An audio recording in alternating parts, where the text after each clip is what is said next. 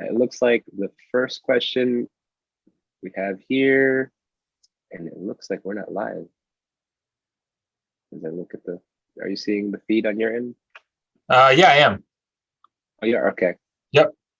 Oh, perfect. So, We're here. yes, we are. We are here. Sorry, I apologize for that technical difficulty there. Let's go ahead and get into the questions. Let me go ahead and just put this up again because looks like the questions escaped me.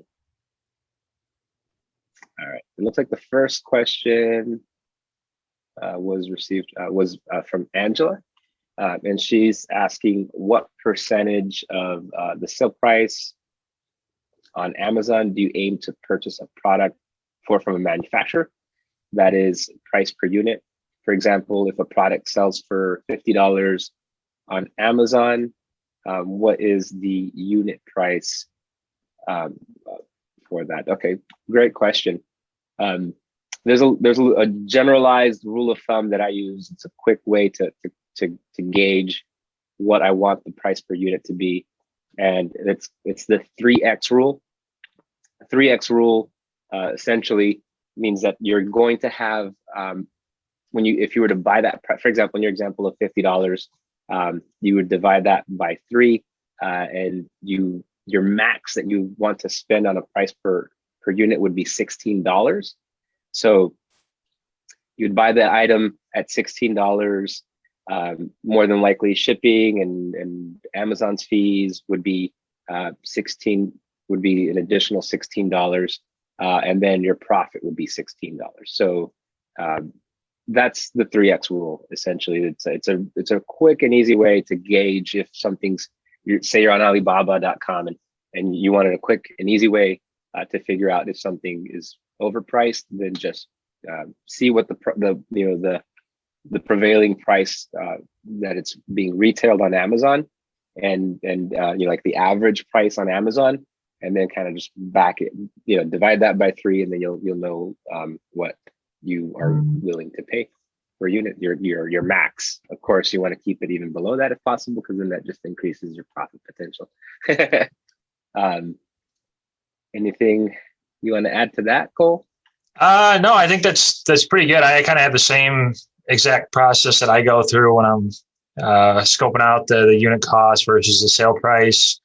Usually anywhere between 3 times. You want to sell it anywhere between 3 times the unit price. Obviously, if you can get it up to 4, even better. But yeah, I always look for it to be anywhere between 3x to 4x of your unit price. So yeah, I think you hit it spot on. Cool. What's the next question we got there, Cole? So we got another question from Angela. I listed my product in Canada with Amazon's remote fulfillment. Amazon Canada just sent me an email saying we initiated a transfer to your bank account in the amount of Canadian. Do I need to open a Canadian dollar account? I thought Amazon converted Canadian dollars into US dollars and then transferred them to my nominated US account. What do I need to do? So you shouldn't really need to do anything as long as I think you need to make sure your bank account is set up on Amazon.Canada. In Seller Central, just go to the Canadian marketplace and make sure you've got the same bank account linked up.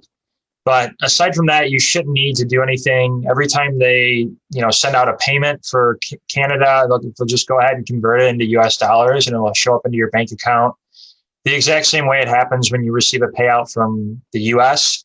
So yeah, just make sure you've got that account set up on Amazon.Canada with the same bank account you're using for the US, and they should pretty much handle everything, the conversion and the payout, just as you're used to with US. So I wouldn't worry about needing to open up a Canadian bank account or anything along that lines. It should be a pretty simple process. Awesome. All right, looks like Rob has got the next question. What to do if a product is recalled due to product safety, and how to get the ASIN relisted?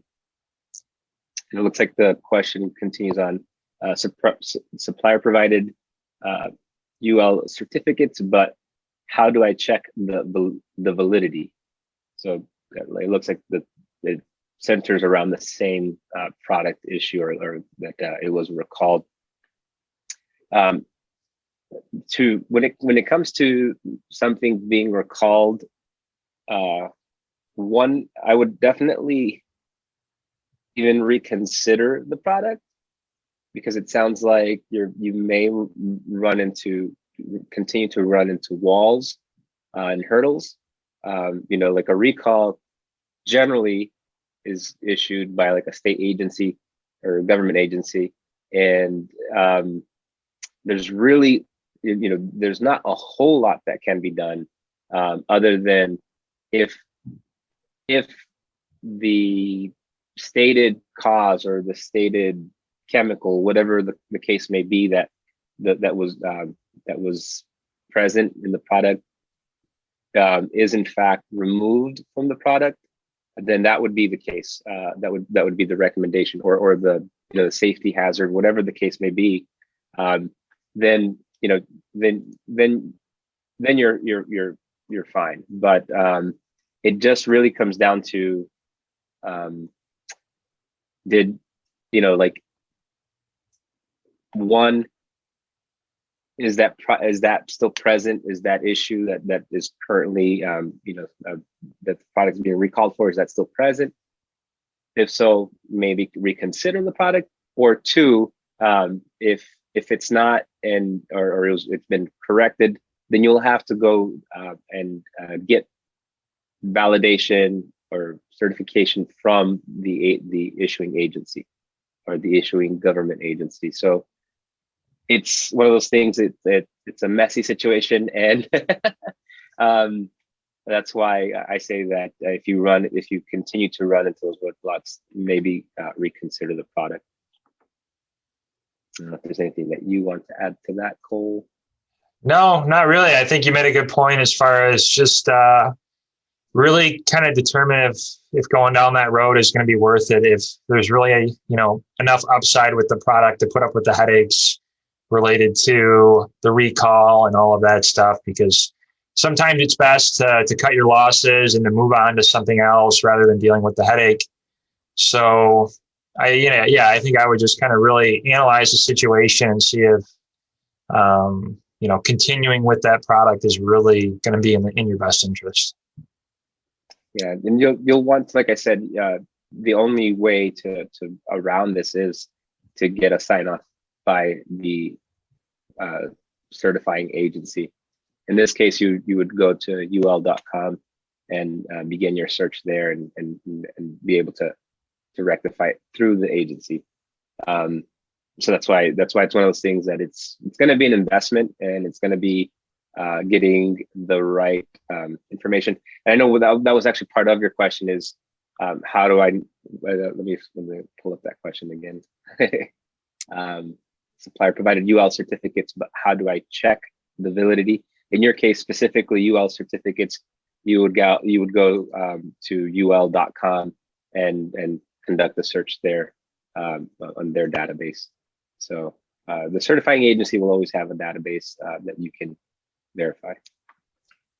Hey, Rolando, I think we had one question or like one comment pop up on the feed. Alyssa just mentioned that we went live on a different post than where we're answering, or than we were asked the questions. I don't know if you're seeing that on your end. It looks like we've got quite a few viewers that probably picked up on it, but I think what may have happened.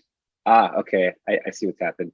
For some reason, when you create an event on Facebook, it has like the template or where you can click to watch. So then it diverts you to a secondary post. So that's why we'll get the live feed. We'll get the post that went out earlier in the day. We'll get questions that will get posted there, and then on the live page, it's new questions. So, okay. Yeah, so it's a little.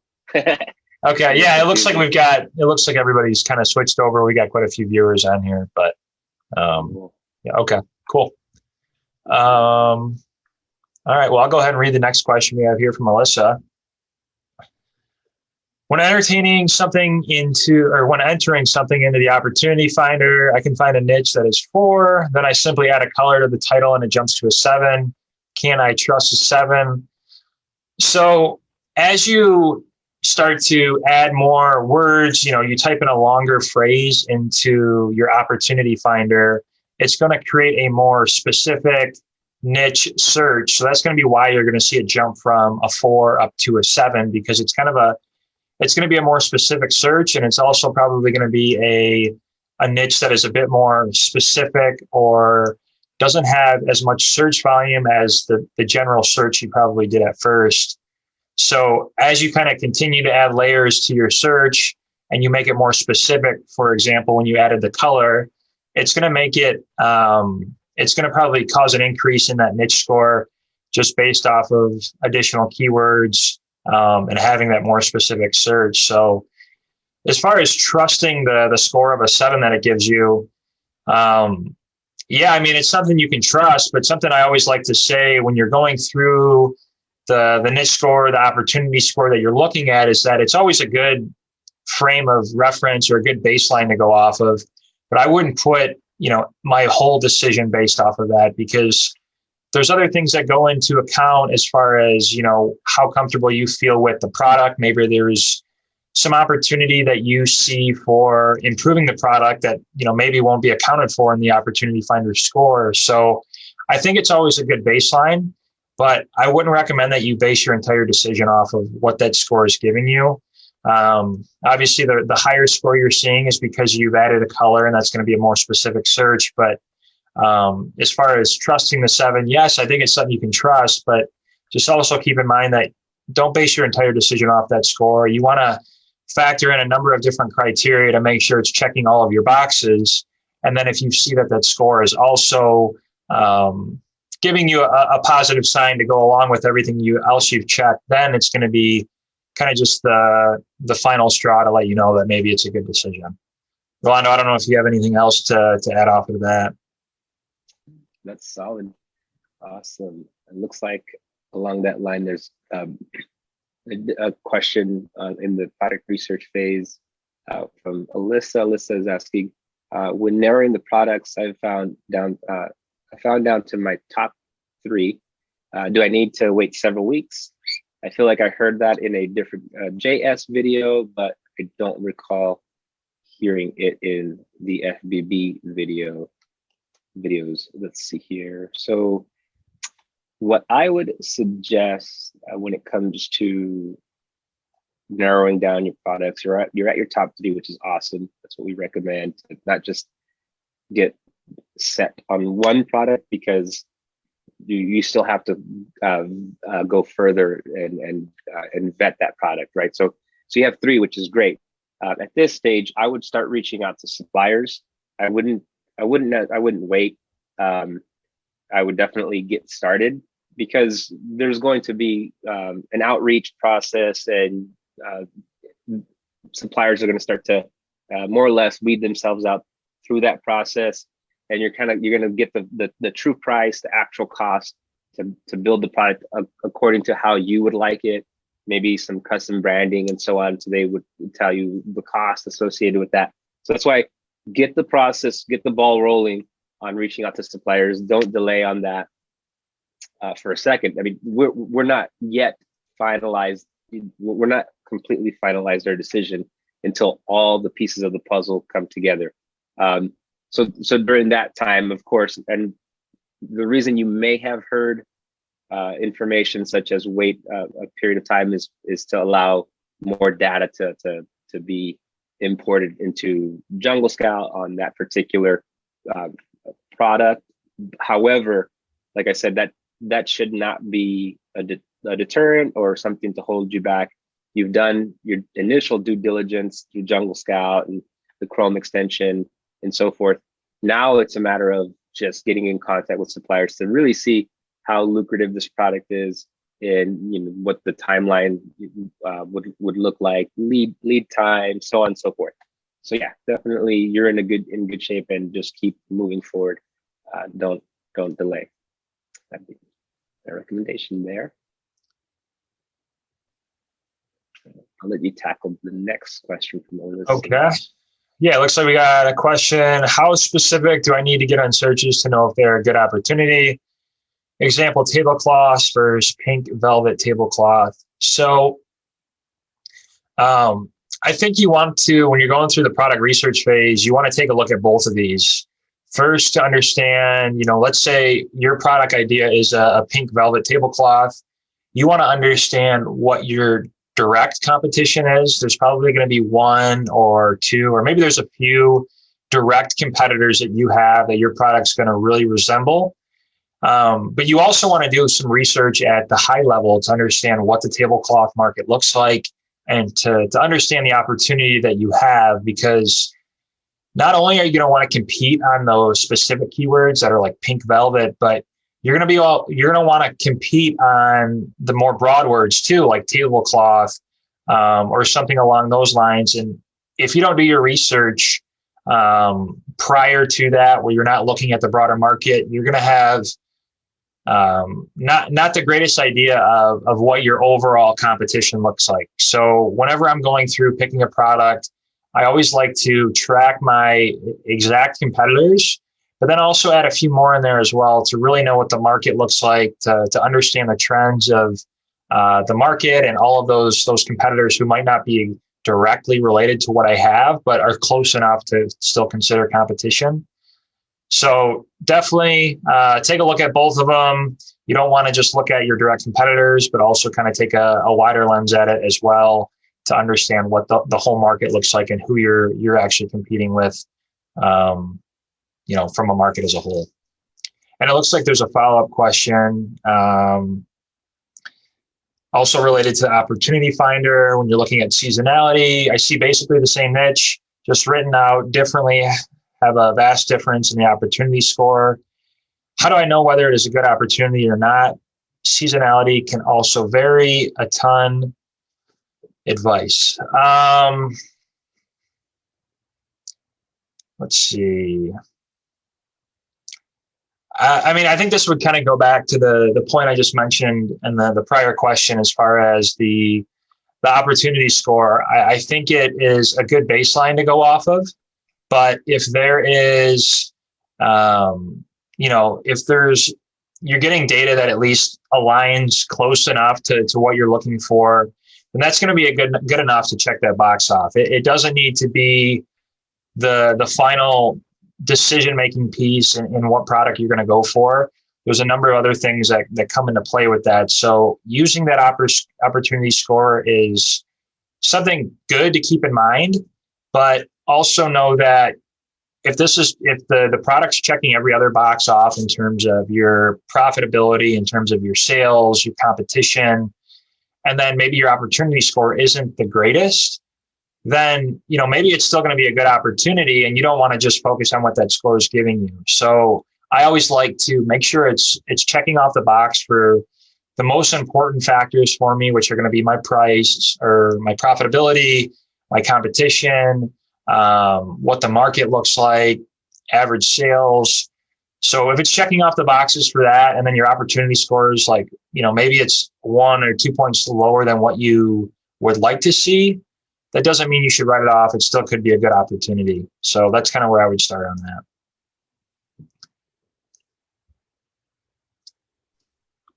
All right, let's go ahead and next question we got here looks like it's from Alyssa. And she's asking, how concerned should I be with liability on baby items, particularly items made for water or other dangerous situations if the baby isn't monitored? I personally, I don't like to get into, I'm a risk adverse person. Hey, me too, Rolando. How about you? When it comes to products I sell on Amazon, I try to keep it. I try to stay out of gated categories, because for me it's about scaling quickly, moving quickly, and to get ungated in certain categories, it's going to require a lot of back and forth. And if you've worked with Amazon and seller support and all that there, it can be a lot of back and forth until you finally get ungated. So that's why I say just be mindful of that part. That's the liability component is when they start putting restrictions. That's where I kind of just I tend to. Now, some people, of course, to some, like, they're willing to go that extra step of getting the documentation that Amazon needs. Personally, there's so many opportunities out there that I'm not concerned about that at all. And so one way to test your idea is to begin to create the listing on Amazon, and immediately you'll know if it's a gated category or not, if you create that listing. So that would be the test. As a new seller, I would encourage you to stay away from items that do have that risk component. What would you say to that, Cole? Yeah, I agree with you. I don't like even toeing the line with some of those products on Amazon just because of the liability. I don't want to be in a situation where something goes wrong and that comes back to me. So I like to pick products that are hopefully have a lower liability, and you're not going to really run into issues with this. And especially wherever you're at in the selling journey, if this is your first product, having something go wrong on your first product, your first attempt at Amazon, it can really deter you, and it can make it difficult to continue from there. So I always, even having done this for several years, I still now don't like to go with the products that have a liability, but especially if this is your first time picking out a product, I would always say just pick a product that's very sound. It doesn't have a liability. It doesn't have a high chance of breaking. And that way you're not dealing with those extra headaches that might come in as you try to get products that might be a bit more difficult to handle. So yeah, I would just say really kind of weigh your options. I know it's tough if it's an amazing opportunity with a product, but you want to keep that in mind, the liability side of things. All right, looks like Alyssa has the next question. Is it correct that patents are only apply for the country they are submitted in? So if it says Korea, for instance, I'm good for the US. So that is accurate. Patents are country specific. So that is something that, if you say, for example, wanted to get a patent in the US, you would only, and you get the patent, it would only apply and be able to be enforced inside of the United States. And then, so any other country that you may want to seek a patent for, then, or that you may be selling, then you might want to seek a patent within that country, say, for example. So definitely, it's not like a global, it's not a global thing. So in your case, in your instance, with Korea, I would still be hesitant, because that being said, that it's not patented in the United States and it's patented in Korea, there's nothing, there's no certainty that they are in the process of filing for a patent in the US. It's just delayed. And so, it's a patent pending, it's in that status. So that's why I say, if it's patented in another country, I would be reluctant to start to sell that product in the United States. Because more than likely, they're seeking a patent if it's a product that they manufactured, that they created. So that would be my suggestion there. I think look at, even though from the enforceability at the end of the country that it's patented in, just in your mind as a seller, think of it like globally, like that the product is globally patented, so that you can avoid any issues in the future. So yeah, that would be my suggestion there. And it looks like there's a follow-up question to that. By Alyssa, says, with that, is it wiser to consider patenting something yourself? Patents, there's different forms of patents. That definitely be mindful of that. There's a utility patent, which means that you invented something. And you'll see, for example, Apple's always applying for utility patents, even though they haven't even created the product, but they're foreseeing something that there's going to be some innovation in this idea that they created. So that's the utility patent. And that really is the only patent that matters the most, because there's a design patent, but a design patent really is, there's not a whole lot of enforceability to a design patent. Someone can design something slightly even different, and now that patent is null and void. So you spent all this money, all this time trying to patent a product that ultimately that can just be skirted around so easily. A utility patent, like if you can come up with a utility patent, then we're talking. that's the inventor space, and that's where, definitely if you invent something, you would want to get the utility patent on that. It's an invention that nobody has, and that in itself, you could even sell the patent down the road. But if not, then the patent route is not suggested for us as Amazon sellers. It's not a common practice to get patents. It's only, like I said, at that inventor level that, like, you have an idea, a new invention, and it's not patented. Definitely get it patented. Hey, you know your stuff on that, Rolando. You've done some homework. The only time I've heard those words is I've watched Shark Tank enough to know what they are a little bit, but other than that, I don't have a whole lot of familiarity with it. Yeah, I've gone down the design patent route, and I've gotten, I have design patents, but they're useless. It was just more for it was more for a learning experience than anything. Right. Cool. All right. Looks like these questions are now on the live stream. So I'll take the first one. What keeps your manufacturer from selling your end product to other people, like on Alibaba? So anytime that I've worked with a supplier, I usually have the conversation with them early on, just to make sure that we're on the same page, that they're not going to sell my exact same product to another seller. Because you're always worried, like if somebody else is just going to pop up on Amazon with the exact same product, and now there's your competition, you've got the same supplier, you've got the exact same product. So for me, now I've never done anything like legitimized, like any contractual work, but I always have that conversation with my supplier, just confirming that they're not going to sell this to anybody else. At least in the US, I sell in the US, and that's kind of always how I've done it. Now, I don't know what they, would really do if they have another buyer, let's say from Europe, that wants to buy that same product. Maybe they would be more open to selling it to them. But I think this is really kind of dependent on the supplier. I've never ran into any issues where they're selling the exact same product to a competitor. It might be very similar, but I've never had them sell the exact same design to another competitor, because you got to keep in mind that at the end of the day, they want to do business with you. They want to see you succeed, because that's going to mean more money for them. That's going to mean more growth for them.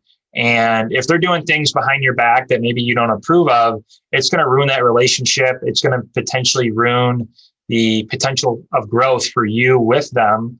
So, I think it really depends on the supplier. I think a supplier that wants you to do well, wants you to grow with them, is going to be a lot more reluctant to do kind of those tactics that you wouldn't really approve of.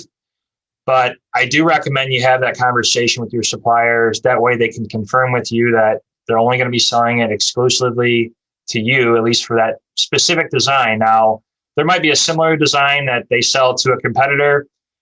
I don't think there's really much you can do about that. But if you've got a few different little tweaks to your product specifically, then there's a good chance that your supplier might be okay with that. I personally haven't had an issue with that, but I'm sure there are a lot of people that have. Rolando, I don't know if there's anything legitimate you've ever done for this, or stories that you've heard of people running into issues, but I'm sure it's happened somewhere along the line. Yeah. Can you hear me? Yeah, I got you. Oh, sweet. I had to switch up from my AirPods to hardwire. Old school, man. Yeah. You just went back 10 years. So let's see. Yeah. So no, I think that a lot of it really, you nailed it. It's about the relationship. And if you think about it from the perspective, they can sell it to someone, but it's going to have your branding. And in actuality, it's not in their best interest to, like, as a seller, for someone to buy something branded from someone else. So it's not something that you probably will experience or that you'll run into. So I have not seen it happen in terms of like at on a grand scale level. We talk about how someone may buy your product and at a low, when you first launch, at a discounted price, and then resell it on your listing. But other than that, like, it's not like someone will go to the added length and and buy from your supplier your exact product. I think that their suppliers respect that. They want the repeat business. They don't want, just a one-off sale. They want repeat business. So that's why they're going to take the time to create the mold for your product and the branding for your product. And then ultimately, once you've sold out, they can just kind of rinse and repeat that process with you. So yeah, I wouldn't be too concerned about that. All right, Rob has the next question. Rob asks, a supplier reached out to me because they're trying to liquidate a few products because their inventory is stranded, for offering an incentive for customers to leave a 5-star review. What are your thoughts about this, and should I consider this? Kind of goes into the previous, actually, it's pretty cool how, like, it kind of feeds into the previous question that I wouldn't, because it's branded specifically towards what they are like, to what they've built. So in this instance, I would not, even though it's probably a sweet deal because their product is stranded and they're just trying to liquidate. But it's going to give you a headache. So to be able to resell and to try to get it to relist, you're probably not going to be able to relist that product, unless, of course, you risk the chance of your Amazon account, of you subverting Amazon. Like, that is quote unquote subversion for Amazon. And so that's the and that is part of the terms of service. Like, any Amazon account can be shut down for subversion. So I would not. Yeah, I mean, maybe if Rob, if you could get it rebranded and you could, put your branding on it, as well as get rid of any incentive that they have going on. Maybe it's an insert that they have in each product. If you could get them to remove all of those inserts and then rebrand the product, then maybe it could be an idea for you to then launch on your store. But as far as selling it under their brand, I don't even know if you would be able to do that, because the listing's probably shut down. I know that Rolando, I don't know if you saw that article the other day, but all the sellers from China who have been banned recently for basically incentivizing 5-star reviews, and the list is growing like crazy. So I'm not going to be surprised if this is a more common thing over like the next several months. But yeah, I'd say if you can rebrand it, then it might be an opportunity for you. You just want to make sure you're not taking any risk at all on your end and getting rid of the incentive to leave a 5-star review. So just play it safe. It's probably the best bet.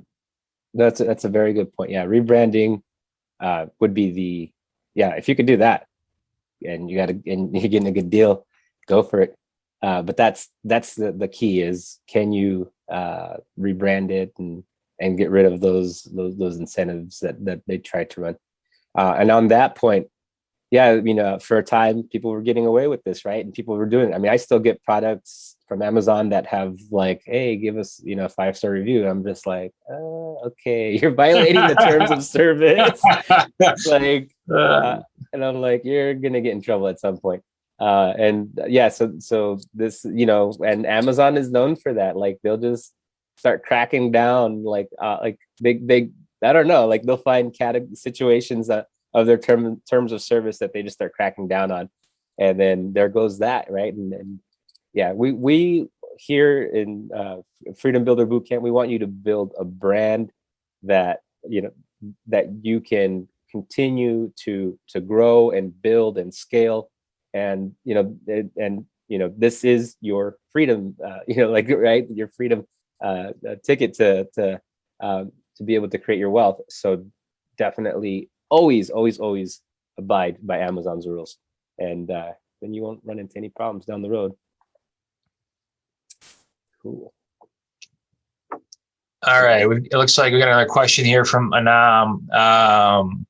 My goal is to work with a manufacturer to make my product. When I ask the supplier if they are a manufacturer or a trading company, they usually say they are a manufacturer, even though they are a trading company. What should you recommend I do when they lie? Man, I don't know.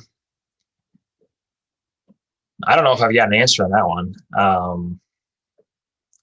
I don't know. I would just say to really do your research to confirm that they're a manufacturer. If they're a trading company and that's not who you're looking to work with, then just don't work with them. But if you're really looking for a manufacturer and do your research, I guess if they do lie to you and they tell you they're a manufacturer, even though they're a trading company, I don't know. I would just kind of look elsewhere online and see where you can find any information that really confirms that they are a manufacturer. They're probably going to be willing to lie because they want your business. But I would think that when you're going through like quoting and stuff like that, I would think that the manufacturer would probably give you a more favorable unit cost. So that may play a role into that versus when you're comparing it with a trading company. But yeah, I don't know if I have any specific examples as far as what you could do for that one. Yeah, and it's not uncommon where they are in fact a manufacturer and a trading company. So there is that is a common practice, because they basically are using like they're trying to retail sell, because typically when you're a trading company, what that involves is that you're like on the retail level, whereas obviously a manufacturer supplier, they can custom make things. So that's not uncommon. Let's see, are we still live? Yeah, did you lose the link? Oh, yeah, here we go. Okay. Sorry. I like my it's like storming here. I live in Florida, so it's like we're getting like this. You're getting hit hard right now? Yeah. It's like, so I worry that my internet might cut off at any point. Because I was, that little spinning wheel of death was on, and I was no. Get your questions in now. We're gonna limit the in a minute. So yeah. I kind of lost my train of thought there. We were talking about, trading company versus manufacturer. So it's not uncommon, and definitely, the only way to really know if they are manufacturers, if once you start asking them to customize your product in certain ways that you want to like stand out from your competition, they will say they can only do so much, and so then like, okay, this is just a straight up trading company. I want to deal with a supplier, manufacturer. So yeah, that's probably the good test. Say that you want to do this, and you want like laser etched on your product, and this and that. What would it cost? And if they can't do it, then then you definitely might want to stay away from them. Now there is times where, like, if the price is right, if it works out, and they are just a trading company, there's no harm in that. But it's like what happens, right? When it comes from the supplier, you're going to get the best price. That's just bar none. You can't go any higher, right? Up the chain of command. The supplier is going to give you the best price because you're dealing direct. When you're dealing with, and this is why we stay away from trading companies, is because now you're going a tier down. If they're a trading company, then now you're dealing on more like a wholesaler, I would say, versus the supplier. So this is the wholesale seller. So now they're gonna raise the price up a notch. So there goes a little bit of that profit that you were like counting on. And then if you go retail, of course, now you're spending like top dollar.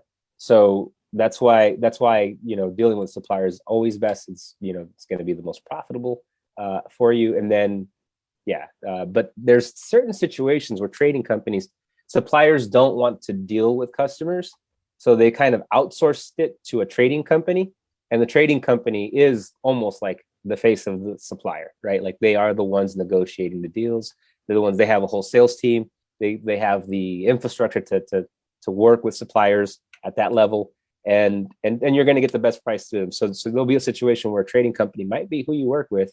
And in the end, it's not going to, it's not like completely like stay away from trading. It just is the price that this supplier is giving you, and this supplier, quote unquote, trading company giving you, still like competitive. If so, right, then we got a deal. All right, I'll take the next question here. Another question from Rob. Any tips for dealing with Amazon Seller Central's internal team?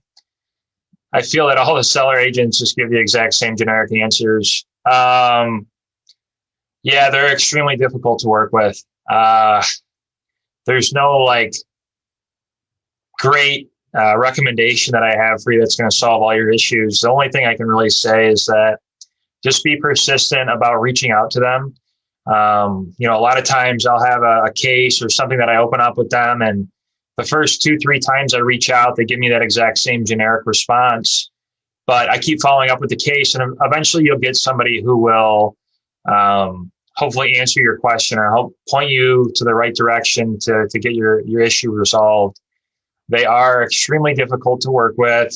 Whether you're talking to them on the phone or you're emailing, I wouldn't say I've had more success with one or the other. I mean, there are some topics that I prefer to call them on. There's other topics that I prefer to just open up a case. But the only tip that I can give you is just be persistent, continue to follow up with them.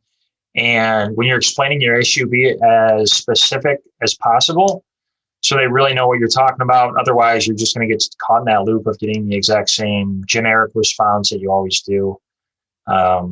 But yeah, just keep chugging along. That's probably one of the more difficult side of things of selling on Amazon, is dealing with their internal team.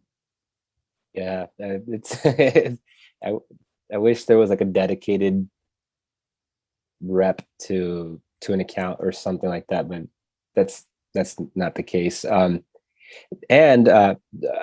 something that I have, I'll add a little to it. Something that has worked for me that has been fairly effective is when it's a situation that's like, okay, like we're getting nowhere here, with every single rep I contact and so on, is I'll ask for a manager, and they'll it's not going to be a real manager, but it's going to be someone that's like a subject matter expert that at least can handle what I'm trying to convey. Because sometimes it's just like we're just like on two totally different pages. It's like, no, that's not what I want.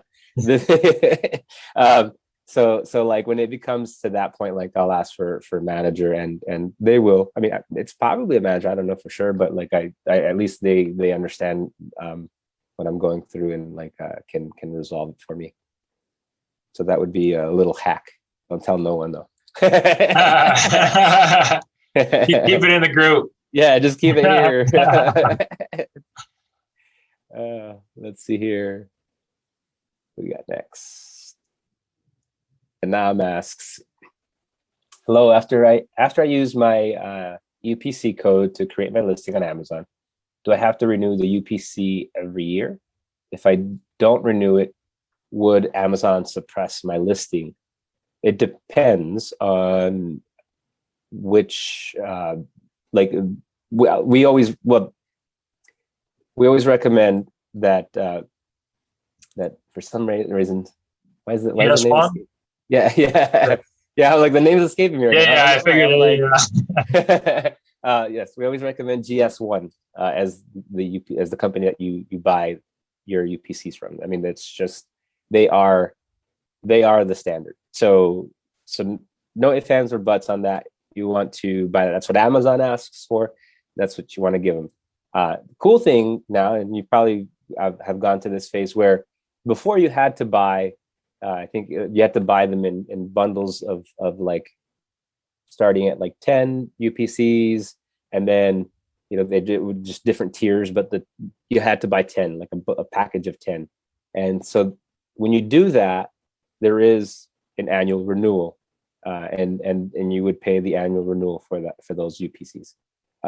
Right now, they are allowing, which is awesome, that you could buy single use UPC codes, and so that is kind of, that one does not require a renewal. So that's the beauty of going that route, if just buying these one-off UPC codes. I don't know if that's who you use, but in that case, you should be fine if it was you buying just the single UPC.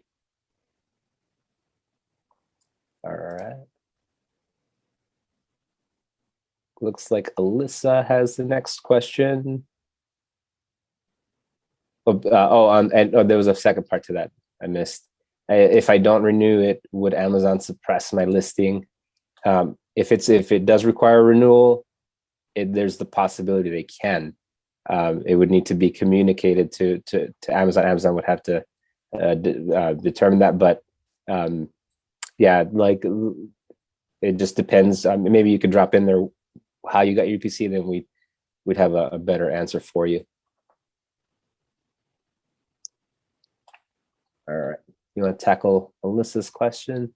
Yeah, it looks like we got a question about Keyword Scout. If I search notary signs, like in one of his examples, do the results show what people who search for notary signs also searched for, or does it show other searched words that brought up the same product I am searching?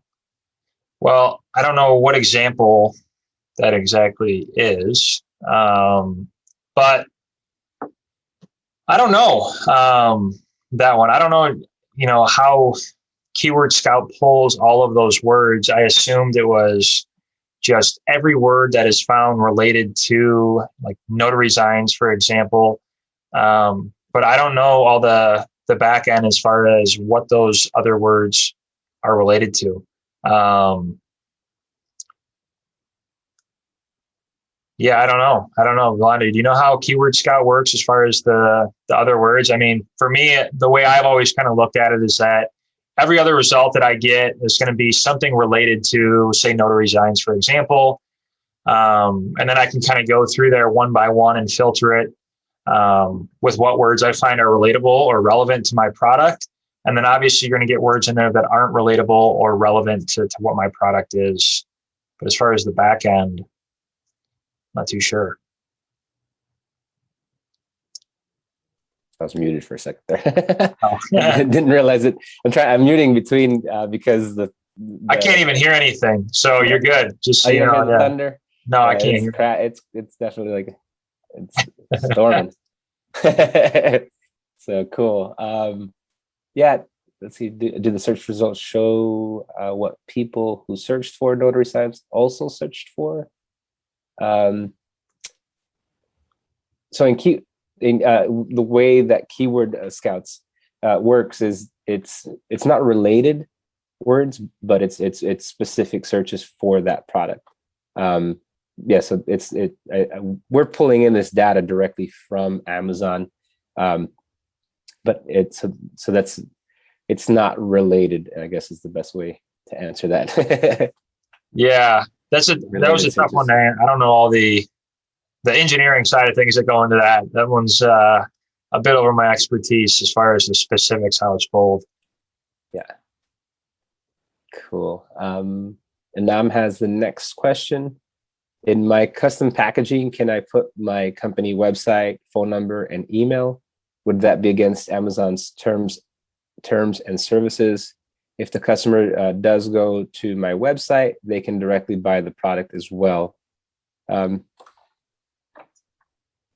You're fine in terms of your phone and like a support. I would say like support and even website is not terrible because I mean, if you just think of, for example, Sony is selling on Amazon, and their packaging has their website, has their information, so it's not it's not misleading. It's not like you're trying to drive traffic.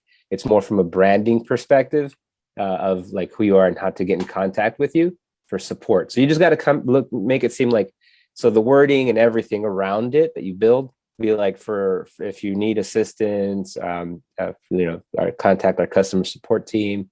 You could find us at this number and this email and this website, like for support. So if you come at it from that perspective, that's not in violation of Amazon's terms of service. Now, if you're leading them to a, your website / discount, sale or like all that jazz, like then now you're kind of walking the fine line. But if you're just sending them to the main website page, then of course it's branding. It's you're providing customer support for that product. All right. Looks like Anam has the next question.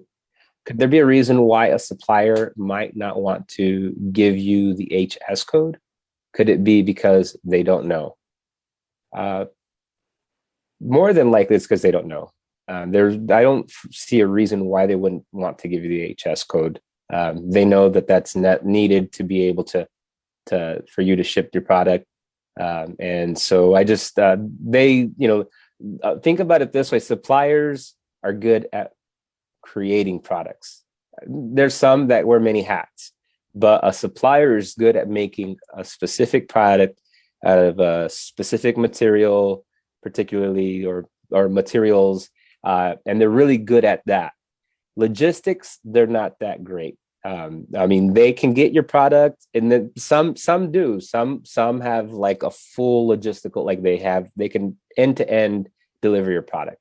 But then there's those suppliers that they just want to make the product for you, and at most get it to the port for you. They can get it to the port for you, and then you would have to worry about the rest. So they don't know HS codes in the sense of they don't know where the product's going. They're just going to get on a ship for you, and then from there on out, the person buying is responsible. So that's why they just might not know. I don't think that there's anything like mischievous that they're regards to this. That being said, I would say it is a little odd that they wouldn't know, just because they deal with they do deal with your freight forwarder. That is the person of contact, and the freight forwarder is going to need that information. So yeah, it's I don't know why they wouldn't know. All right. Rob goes, will there be a live stream for Prosper event? Oh, that's a good call. I don't know. I mean, we're gonna do we're definitely gonna do some social media stuff. And so, Lenny and I will be out there with the team.